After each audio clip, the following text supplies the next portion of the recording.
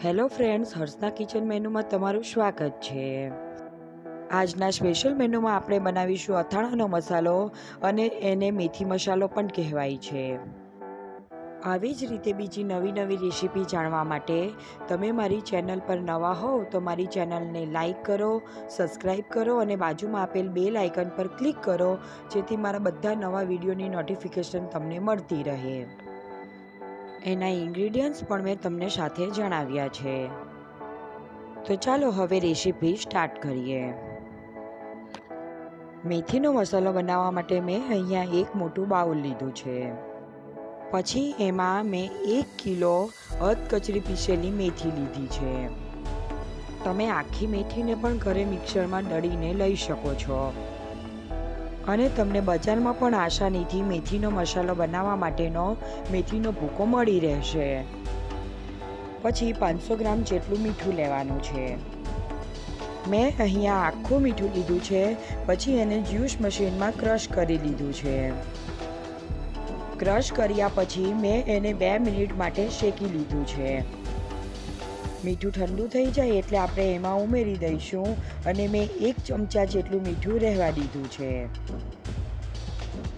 ત્યાર પછી special ingredients રસની હિંગ જે 5 ગ્રામ ઉમેરીશું।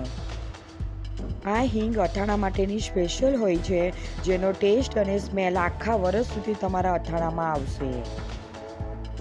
પછી એમાં આપણે 20 ગ્રામ જેટલી સૂકી હળદર ઉમેરીશું।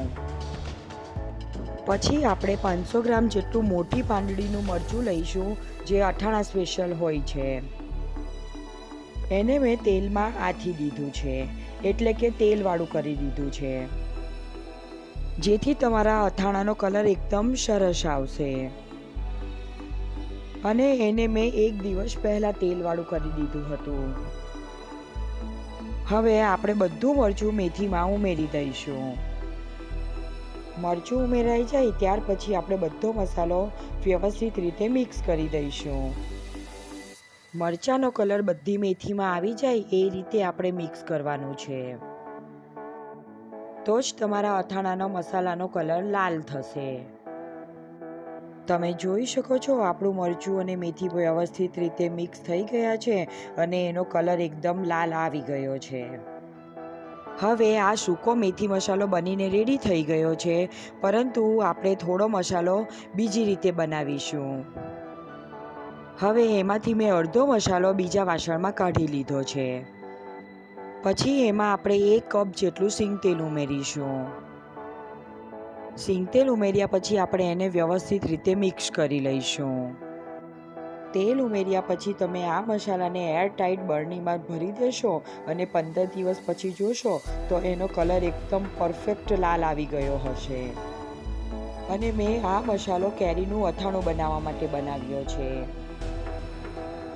મેં તમને અથાણાનો મસાલો બનાવવાની રીત અને પરફેક્ટ માપ જણાવ્યું છે, તે પ્રમાણે જો તમે બનાવશો તો આખા વર્ષ સુધી તમારો મેથીનો મસાલો એકદમ સારો રહેશે અને બિલકુલ બગડશે નહીં।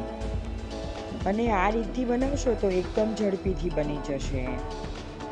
તમે પણ આ રેસીપી જરૂરથી એકવાર ટ્રાય કરજો અને મને કમેન્ટમાં જણાવજો કે આ રેસીપી તમને કેવી લાગી। અને હા, સાથે સાથે મારી ચેનલને સબસ્ક્રાઈબ કરવાનું ભૂલશો નહીં અને ફરી મળીશું એક નવી રેસીપી સાથે। Thank you for watching my video.